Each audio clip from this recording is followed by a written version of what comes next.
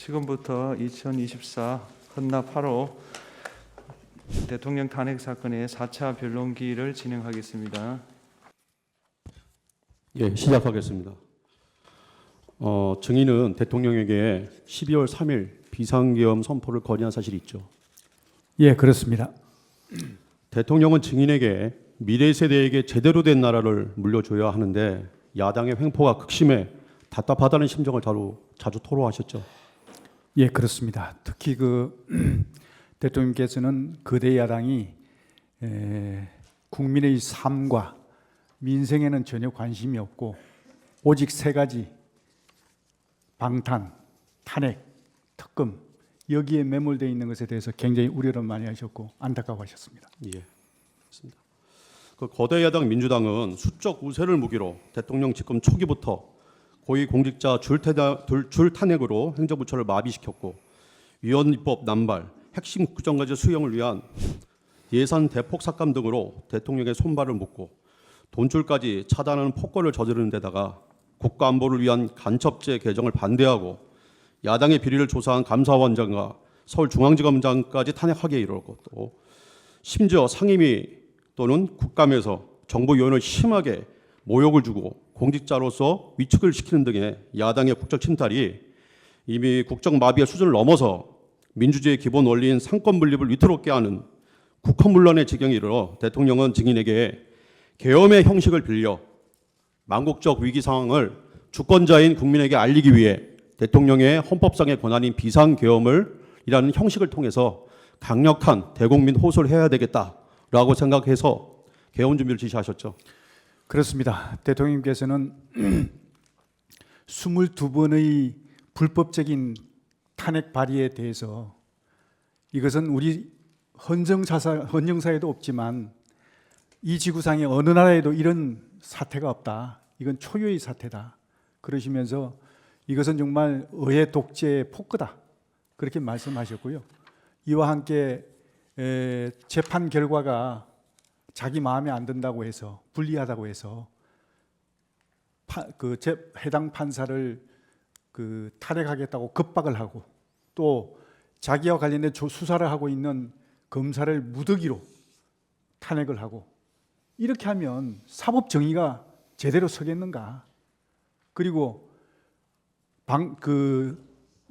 행안부 장관을 비롯해 가지고 방통위원장은 3번에 걸쳐서 탄핵 시도가 있었고 그것도 모자라 가지고 방통심의위원회를 아예 그 기능을 마비시키기까지 했습니다. 그리고 자기를 감사한다고 자기 관련된 사건을 감사한다고 해서 감사원장까지 탄핵을 하고 이거는 정말 선을 넘은 것이다. 예, 그러면서 이제 이 행정부의 이런 어떤 기능까지도 마비시키는 그런 사태에 대해서 우려를 하셨고요. 예. 그리고 특히 예산 사건과 관련해 가지고도 이런 어떤 거의 4조 원이 넘는 그런 어떤 청년 일자리 예산 그리고 대왕고래 시추 예산 이것이 다 전액 삭감되고 또 K 원정과 관련된 거, 그다음 아이돌봄에 관련된 거, 그다음에 또 심지어는 우리 군의 초급 간부들 처우 개선 예산까지 전부 다 삭감을 해버린 걸 보시고 이거는 단순한 예산 삭감이 아니라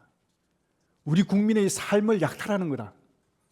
이건 국민 약탈 행위다라고 말씀하시면서 대통령으로서 나는 이건 더 이상 묵과할 수 없다. 그런데 어떻게 견제할 수 있는 수단이 없다. 그 방법이 한 가지 있는 것이 바로 비상계엄밖에 없었다. 그래서 참 피를 토하는 심정으로 대통령께서 비상계엄을 결심을 하시게 된 것입니다. 예, 알겠습니다. 계엄 준비를 지시하라는 대통령의 지시에 증인은 대통령의 비상계엄 선포에 필요한 준비를 하셨죠? 예, 그렇습니다. 국무회의에 대해서 질문하겠습니다. 소초인 측은 비상계엄 선포 당일 비상계엄 안건이 의안으로 제출되지 아니하였고 또 비상계엄 선포에 대한 대통령의 일반적인 통보만 있었을 뿐이라고 하는데 사실인가요? 그렇지 않습니다. 그럼 다음 질문하겠습니다. 네.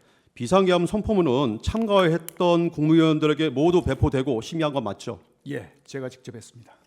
대통령실에서 국무위원들을 소집했고 약 20시경부터 국무위원들이 한두 명씩 모이기 시작했고 국무위원들은 마지막으로 장관 오영주가 24년 12월 3일 22시 17분경에 도착하면서 국무위원 회의, 국무위원 구성원 11명이 모이게 됐고 의사 종족수를 충족하게 되었고 국무회의 심의를 거쳐서 계엄을 선포하게 된 것이죠. 그렇습니다. 오랫동안 심의를 한 사람들은 한 2시간 넘게 심의했죠. 2시간 반 정도 했습니다. 예. 배포된 계엄 선포문에는 죄송합니다. 네. 다시 1시간 반 이상 했습니다. 1시간 반 이상입니까? 네. 예, 알겠습니다. 배포된 계엄 선포문에는 어떤 내용이 기재되어 있었습니까? 계엄 선포 사유와 계엄의 종류, 그리고 계엄 일시, 계엄 지역, 그리고 계엄 사령관 등이 기재되어 있었습니다. 예. 비상계엄은 매우 전격적이고 보완이 필요한 사항이라 배포에 대해서는 국무회의 규정 제3조 제4항 및 제5항에 따라서 긴급한 의안이면 미리 제출할 필요가 없는 것이고 따라서 배포하지 않고 당일에 배포한 것이 맞죠. 예, 그렇습니다. 당시 국무회의 의사록이 작성되었는지 묻고 싶습니다. 그거는 사실 행안부 소관이라 제가 좀 제대로 알지는 못하고 있고요. 다만 그 회의 결과에 대한 결과물은 남아 있는 것으로 알고 있습니다. 예, 알겠습니다. 네. 당시 대통령은 안건에 대해 일방적으로 통보한 것이 아니었고 심의 당시 총리, 경제부총리, 그다음에 외교부 장관의 반대 의견까지 충분히 청취하는 등 심의를 거친 후에 계엄을 선포한 것이 맞죠? 예, 그렇습니다. 제가 거기 함께 있었기 때문에 정확히 아는데 20시 30분 경부터 국무위원들이 도착하기 시작했습니다. 예. 그래서 그때 20시 30분 경부터 도착해서 22시 15분 정도까지 그 대통령실에서 같이 이렇게 국무위원들 오는 대로 심의를 했습니다. 그래서 1시간 30분 넘게 예. 순차적으로 심의가 이루어졌다고 보시면 되겠습니다. 당시 국무위원 중에는 시민 저항과 유혈 사태를 우려하는 국무위원도 있었는데 그때 대통령께서 절대 그런 일은 있지 않을 것이다라고 또 설득도 하고 또 말씀도 하셨죠. 국무회의 과정에서. 예, 그렇습니다. 증인이 국무회의 당일 경제부총리 최상목에게 꼭 쪽지를 건넨 사실이 있습니까? 예, 있습니다. 그런데 제가 직접 건네지 못하고 예. 최상무 그 재경부 장관이 좀 늦게 왔습니다. 예. 그래서 제가 직접 만나지 못해서 실무자를 통해서 전했습니다. 예. 누가 작성한 것입니까? 쪽지는? 제가 작성했습니다. 예. 그 내용이 어떤 내용입니까? 첫 번째는 예비비 확보에 대한 것이었던 것으로 기억하는데요. 예. 혹시 그 문건이 있으면 제가 보면서 좀 설명을 좀 드리고 싶은데 문건을 제가 볼 수 있으면 좋겠습니다. 직접. 예, 직접 전달. 감사합니다. 첫 번째가 이제 예비비를 확보하라는 것이 있는데 이거는 이제 비상계엄이 발령되면 여러 가지 이제 예상치 못한 그런 어떤 예산 소요가 나올 수가 있다는 판단에서 기재부에 요청한 사항입니다. 두 번째는 국회 관련 보조금, 지원금 이렇게 그 차단하라고 했는데요. 이거는 뭐냐면 국회를 통해서 정치적인 목적으로 이렇게 지급되는 각종 보조금, 그다음에 지원금 이런 것들이 있습니다.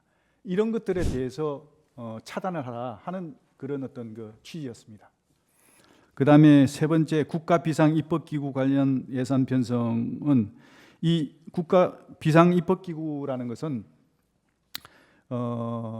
헌법 제 76조에도 나와 있습니다만 긴급 재정 그 입법 그 긴급 재정 입법권을 그 수행하기 위한 그런 어떤 조직을 기재부 내에 구성을 하고 그런 어떤 구성을 하는 과정에서 이게 그 필요한 예산이 있으면 그걸 편성해라 이런 어떤 취지에서 제가 얘기한 것입니다. 예, 그거 긴급 재정 경제 명령을 말씀하시는 거죠?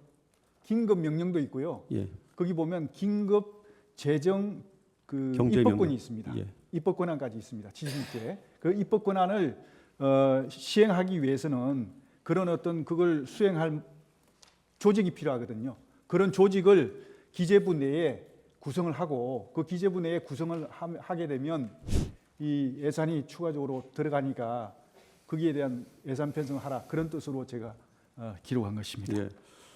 그 기구들은 어차피 대통령께서 다시 검토하고 지시해야 가능한 것이고 그 메모 자체로는 제안에 불과하고 아이디어 차원에서 제시한 것뿐이죠. 그렇습니다. 예. 그건 이건 당연히 제가 이제 평상시에 대통령께서 이렇게 그 정부 여당이 이 민생 관련한 거, 그리고 또 경제 활성화에 관련된 법안을 한 100여 건 정도 이렇게 한 게 있었는데, 이런 것들이 거대 야당에 다 막혀가지고 지금 정지된 상태라. 이것만 제대로 발의가 되면, 이게 작동이 되면 국민들의 삶이 훨씬 더 정말 좋아질 텐데 하는 아쉬움을 많이 표하셨고, 이걸 어떻게 해서든 이게 참 막혀 있는 것을 뚫을 수 있는 그런 어떤 게 필요하지 않겠냐는 어떤 말씀이 계셨던 게 기억이 나서, 그런 말씀을 제가 몇 번 들은 기억이 나서 그걸 이제 정리하게 된 것입니다. 예, 알겠습니다. 포고령 선포 행위와 관련돼서 잠깐 질문하겠습니다. 포고령은 증인이 관사에서 직접 워드로 작성한 것이 맞죠? 그렇습니다. 예. 포고령은 과거의 것을 참조해서 작성한 것이죠? 네, 과거에 이제 제가 2018년도에 계엄령 문건 파동이 있었던 그 자료를 가지고 있었던 게 있었고요. 또 12.6 사태 때 이제 계엄이 됐지 않습니까? 그 이후에 이제 12.12 사태 이어서 이제 계속 계엄이 장기화됐는데, 그 과정에서 포고령을 굉장히 10건 이상, 10호 이상으로 했거든요. 그런 것들을 제가 참고했습니다. 예, 알겠습니다. 증인이 작성한 포고령을 대통령에게 건네주니 대통령이 이번 계엄은 반과 세력에게 경고를 하기 위한 것이어서 국민들에게 피해가 가서는 안 되니 통행금지 부분은 제외하라고 하셨죠? 네, 다시 한번. 통행금지 부분은 제외하라고 하셨죠? 예. 거기에 이제 쭉 보시고 통행금지 부분은 시대에 안 맞다. 그래 국민들한테 너무 불편을 주지 않겠냐. 이거는 하고 삭제를 하셨습니다. 그래서 삭제. 예, 추가적으로 하나만 질문하겠습니다. 그 대통령은 어차피 계엄은 하루를 넘길 수 없을 것이니 포고령 실행을 위한 기구도 설치가 어렵고 또 합수당 구성도 어려울 것이므로 포고령을 형식적인 것이라고 말한 바 있죠. 네, 다시 한번. 그러니까 포고령이 예. 어차피 이 계엄은 하루를 넘기기 힘들고 포고령 실행을 위한 기구 설치도 어려울 것이고 합수단 설치도 어려울 것이기 때문에 어차피 이 포고령 자체는 형식적인 것이다라고 말씀하셨죠. 생각보다 하나하나 보통 보고서를 드리면 꼼꼼하게 이렇게 다 보시는데 예.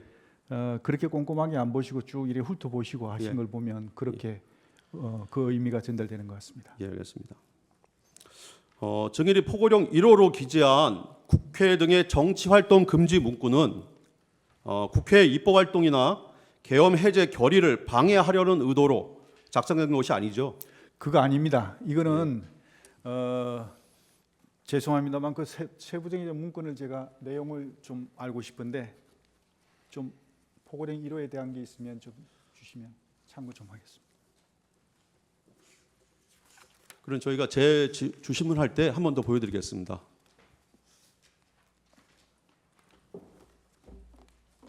예, 일단은 정리하고 다음번에 다시 한번 질문하겠습니다. 그렇게 하시죠. 예. 이번 계엄에서 대통령이 증인에게 병력 동원과 관련해서 내린 지침에 대해서 말씀드리겠습니다. 네네. 잘 기억을 하실 것 같은데요. 첫째, 국민의 안전이 최우선이고 절대 유혈 사태가 발생해서는 안 된다. 둘째, 군은 최소한으로 투입하되 전원 숙련된 간부로 해라. 셋째, 무력 충돌로 문제가 될 수 있으니까 실탄 지급하지 마라. 넷째, 병력은 국회 경내와 선거관리위원회만 투입해라. 다섯째, 병력은 계엄 선포 후에 투입해라라고 지시하셨는데 맞나요? 맞습니다. 예. 증인은 대통령에게 계엄을 하기 위해서는 수도권 일대에 있는 부대가 모두 들어와야 하고 1군단, 7군단 최소 2만에서 3만, 최대 5만에서 6만 병력을 동원해야 한다고 말을 했는데 대통령이 이 계엄은 아주 짧게 반국가 세력에게 경고를 하는 차원에서 하는 것이니까 소수만 동원하라고 하셨죠. 네, 그 부분에 대해서는 저도 그 다음 질문이 있습니다. 예. 제가 또 질문하겠습니다. 이에 증인이 약 3천에서 5천 명 정도의 병력 규모를 건의드렸더니 대통령은 250명 정도만 하고 우발적인 사고가 절대 일어나지 않도록 숙련된 간부들로만 편성된 부대들을 국회에 투입하라고 이렇게 지시한 바 있죠. 네, 그렇습니다. 예, 그래서 간부들로만 구성된 특전사가 고려 대상이 된 것이죠. 네, 그렇습니다. 예. 이에 증인은 250명 가지고는 국회의 질서를 유지하고 경기하기에는 너무 부족하다라고 얘기했더니 다만 그 인원으로는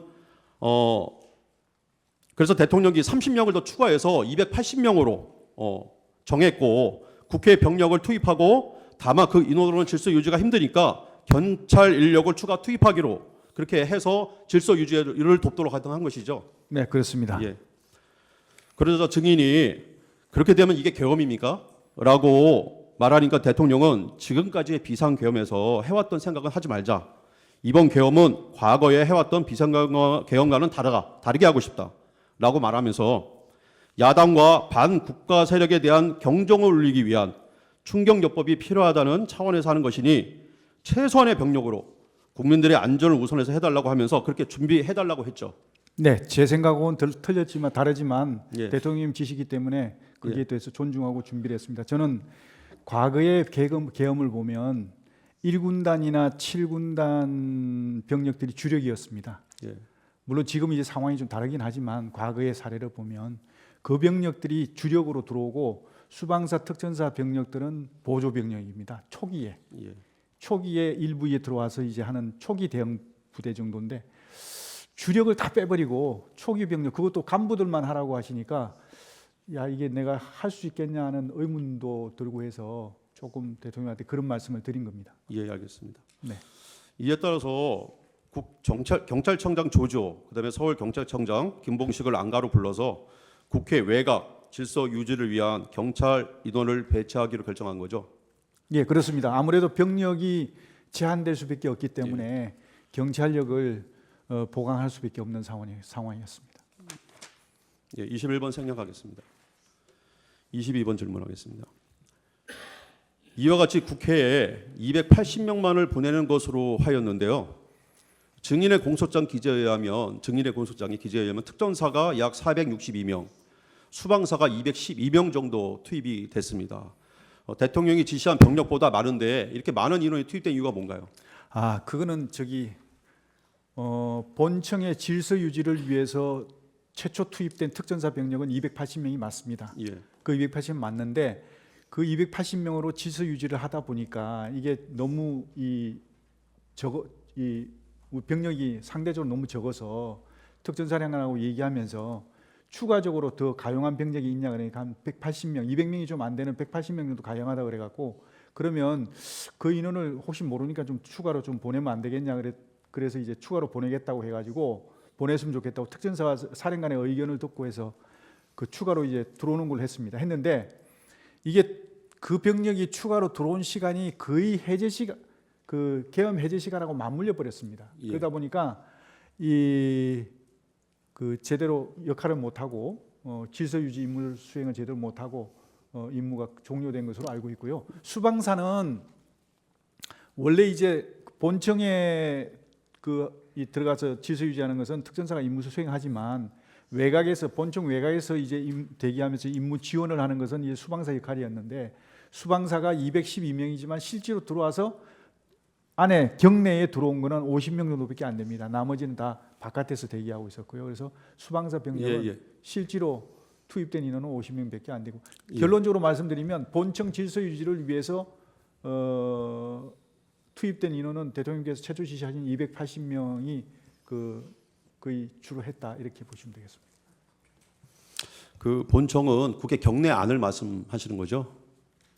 본청은 이제 의사당 외곽. 예, 그러니까 딱 정면으로 바라봤을 때 본청이 있지 않습니까? 국회의사당 그러니까 회의실 본청 회의실이 있는 거. 예, 건물.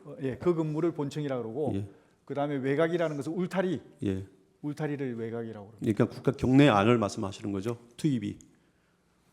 수방사요? 아니요. 그냥 병력 투입이라는 그 개념이. 특전사 280명은 본청 내부에 들어가서 질서 유지를 했고요. 예. 그다음에 이제 수방사는 울타리를 연해서 그러니까 본청을 주변으로 해서 이렇게 좀 지원을 하는 걸로 했는데 실제로 투입이 제대로 안 돼갖고 50명밖에 못 들어왔습니다. 그래서 거기서 그냥 대기하는 그런 상황이었고요. 나머지 150명, 160명 정도는 아예 외곽 그러니까 울타리 바깥에서 대기를 했습니다. 예. 이번 추후에 지금 질문의 내용을 잘 이해를 못하시는 것 같아서 제가 다시 한번 말씀드리겠습니다. 지금까지 뉴스 등에서 대통령이 국회를 봉사하기 위해 군 병력과 경찰 인력을 투입했다고 이렇게 하고 있습니다. 그 증인은 작전 분야에서 오랫동안 근무를 해서 잘 알 텐데요. 국회를 봉쇄하고 국회의 의결을 막고자 했다면 최소한 어느 정도 규모의 병력이 필요합니까? 그게 이제 그렇게 판단을 하려 그러면 계략적으로 이제 울타리 그러니까 국회 울타리 길이를 어느 정도 알아야 되는데 제가 알기로는 한 3, 4km 되지 않을까 싶습니다. 예. 정확하지는 않습니다. 근데 3, 4km 정도 된다고 봤을 때 3km라고만 해도 봉쇄라고 하면 그야말로 손에 손잡고 틀어막는 거거든요. 그렇기 때문에 거의 1m 간격으로 병력을 배치해야 됩니다. 그러면 3km를 1m 간격으로 하면 3,000명이 소요되지 않습니까? 그런데 거기에 국회 출입문이 20개입니다. 그러면 20개의 최소한 출입문은 아무리 못해도 100명은 투입을 해야 이게 몰리는 인원이 많이 몰리기 때문에 그는 한 2,000명. 다시 말해서 울타리 봉쇄만 하더라도 5,000명은 소요된다는 결론이고요. 그리고 내부에 이제 방금 말씀드린 본청 그 회의실이 있는 본청이라든지 국회의사당 본청, 그 다음에 이제 의원회관이라든지 이런 건물까지 다 봉쇄를 하려고 하면 내부에도 한 2, 3천 명 정도는 있어야 제대로 봉쇄가 될 것이다. 저는 그렇게 생각합니다. 그래서 종합적으로 보면 외곽과 내부까지 하면 7,000명 내지 8,000명 정도 투입이 돼야 국회 봉쇄가 가능할 것이다. 이렇게 저는 판단합니다. 예, 알겠습니다. 그 418자 국회 국방위원회 진술과 그때 국회 내란 국조특위에서 당시 출동한 특전사령관, 수방사령관, 1공술여단장, 707 부대장 등은 지휘관들이 일관되게 국회에 투입한 병력이 실탄을 휴대한 사실이 전혀 없다라고 진술하고 있는데요. 출동한 부대가 실탄을 휴대한 바 없죠? 예, 개인 휴대를 하지 않았습니다. 애당초 대통령께서 지침을 개인 지급하지 말고 개인 휴대하지 말라고 했기 때문에 다 일괄적으로 그렇게 통일을 했고요. 근데 이게 자꾸 헷갈리는 게 뭐냐면 군 부대가 출동을 하게 되면요. 기본적으로 개인 하기하고 실탄을 휴대하는 건 기본입니다. 근데 개인 하기는 놔두고라도 실탄을 휴대하는 방법은 두 가지입니다. 어떻게 하느냐면 실탄을 휴대하는 것은 개인에게 실탄을 지급해서 개인이 휴대하는 방안이 있고요. 또 하나는 대대급이나 대급에서 통합 보관을 하고 있다가 필요할 때 지급하는 방법이 있습니다. 그런데 이번에는 안전 문제 때문에 개인에게 지급하지 않고 통합 보관했다는 것입니다. 예. 그래서 이거를 자꾸 이제 언론에서도 왜 실탄 가져갔는데 안 가져갔다 그러냐 이렇게 얘기하는데요. 가져가긴 가져갔죠. 그런데 통합 보관을 했다는 겁니다. 통합 보관해서 대대급이나 대급이 그 통합 보관한 상태에서 휴대를 한 것이죠. 그런 차이가 있다. 개인이 휴대한 바는 없지 않습니까? 그렇습니다. 그 개인 휴대 안 한 것은 안전 때문에 안 한 겁니다. 예, 알겠습니다. 네. 비상계엄 시에 특전사령관 곽종근은 증인이 곽종근에게 국회로 출동해서 국회 시설을 확보하고 경계하라고 지시하였다고 국회 국방위 등에서 진술을 했는데요. 그런 사실은 있죠? 예, 그렇습니다.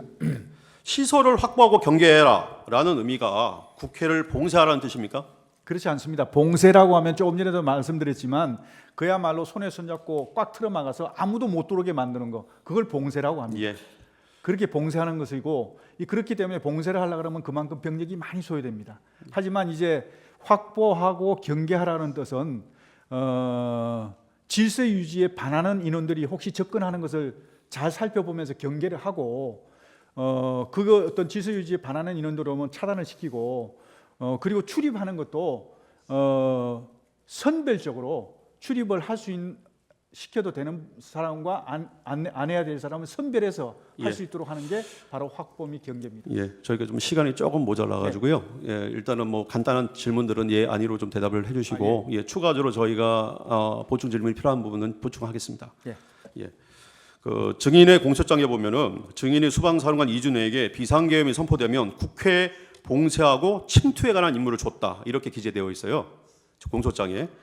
정작 수방사령관 이준우는 국회 국방위에서 최초 임무는 국회를 경계하는 것이었다라고 말했는데 이런 이준우 말에 비추어 보면은 국회를 봉쇄하고 침투해라라고 임무를 줬다는 것은 거짓이죠. 침투와 봉쇄는 상황에 안 맞습니다. 예 아니로만 대답해 주십시오. 비상계엄 시 민주당사와 여론조사 꽃으로 출동은 증인이 지시한 겁니까? 네, 다시 한번. 비상계엄 시에 병력 출동과 관련돼서 민주당사와 여론조사 꽃으로 출동은 증인이 지시한 게 맞습니까? 예, 그렇습니다. 예. 대통령은 처음부터 병력은 국회와 선거관리위원회만 보내라고 지시를 했는데요. 대통령은 병력이 민주당사와 여론조사 꽃으로 이동하고 있다는 말을 듣고 화들짝 놀라서 누가 그곳으로 병력을 보내라고 했냐.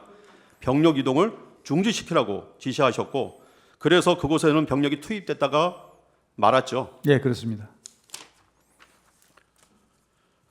대통령은 어차피 국회의 계엄 해제를 막을 수는 없는 것이니까 계엄 당시 의회 출입을 통제하지 말라고 증인에게 지시했고 증인도 위 지시 내용을 예하 지휘관들한테 모두 전파했죠.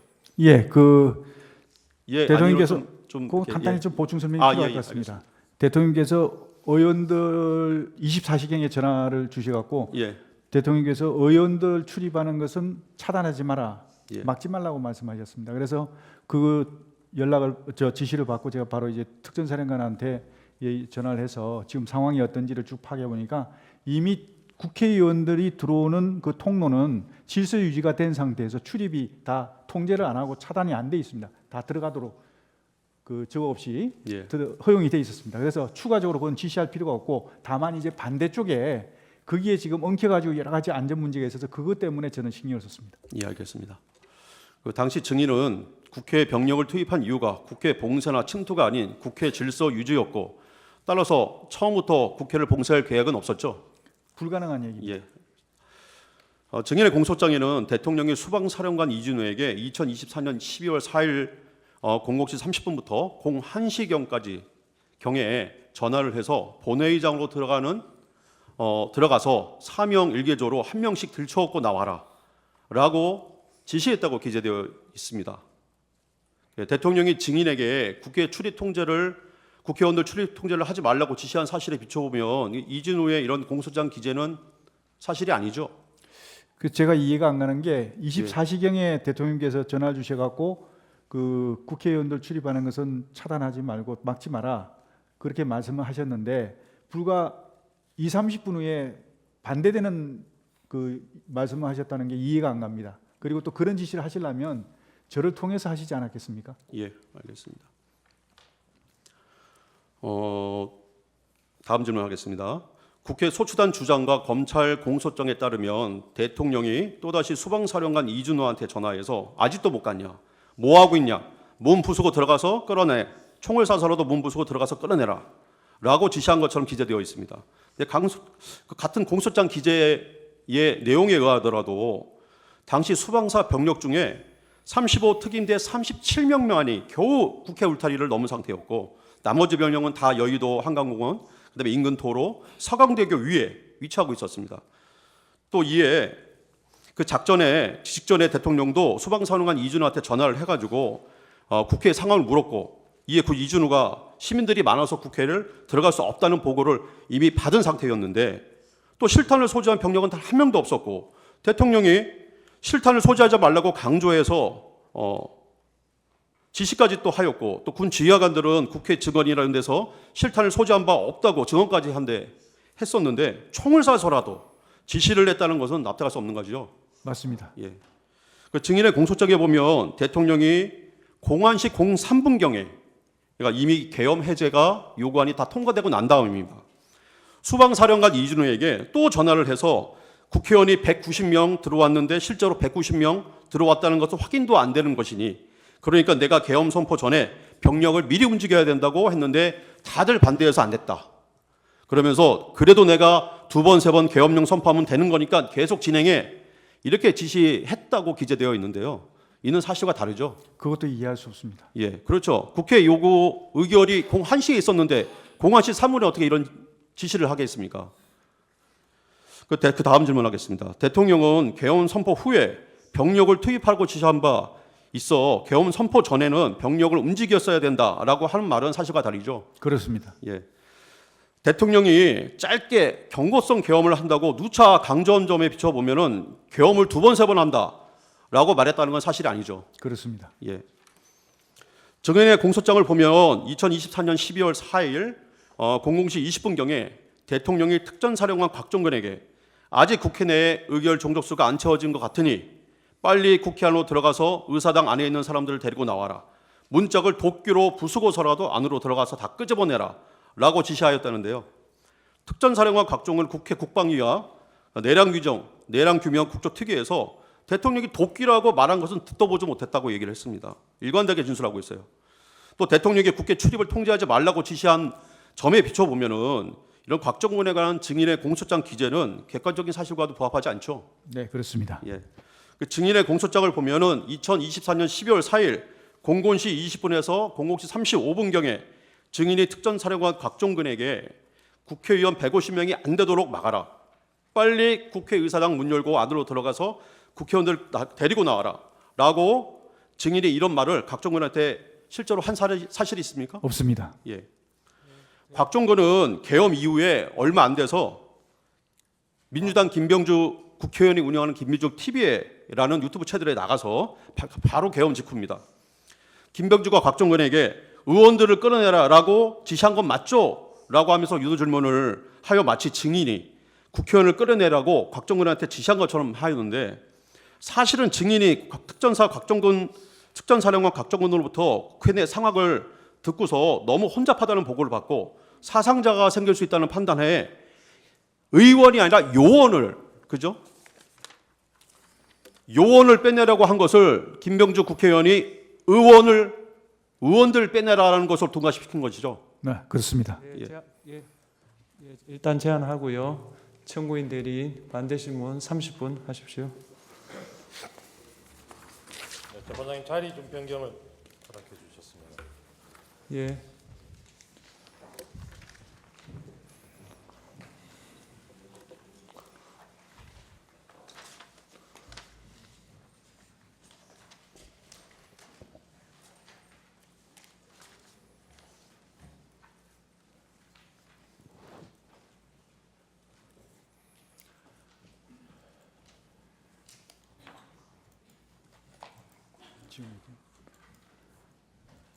재판장님 건의사항이 있습니다. 네. 지금 제가 개인적으로 형사 재판을 진행 중에 있습니다. 네. 지금 이제 그 반론 질문을 임하게 되면 네. 사실이 왜곡될 가능성이 매우 높습니다. 네. 따라서 전 정인 신문을 거부하고 싶습니다. 근데 본인이 진술한 거는 해야 되지 않겠습니까? 네. 본인이 주신문에 답변한 거는 답변을 해야 이게 맞을 거 아니에요. 주신문에 제가 답변을 드리는 건 사실은 정원 거부를 하지 않은 것은 대통령께서 비상계엄이라는 자체가 대통령님의 헌법에 보장된 고유 권한이라 그런 차원에서 제가 정언을 해드리는 것이 마땅하다라고 생각이기 때문에 거부권을 제가 포기한 것이고요. 이거는 반대 신문은 자칫 제가 사실이 왜곡될 우려가 크기 때문에 그거는 뭐 본인이 하겠다면 할 수 없는데 네. 그럴 경우에 일반적으로 판사들은 그 정인의 신빙성에 대해서 네. 낮게 평가합니다. 그건 알아서 하십시오. 제가 뭐 정인을 강요할 권한은 없죠. 네. 죄송하지만 뭐 그렇다 하더라도 정언은 거부하겠습니다. 그러면 지금 저 피청구인 측에서 지금 추가로 신문할 사항도 있는데 그건 어떻게 하시겠습니까? 어디? 지금 다 못 하셨거든요. 예, 그거는 피청구인이 하는 거는 하겠습니다. 잠시 휴정하겠습니다.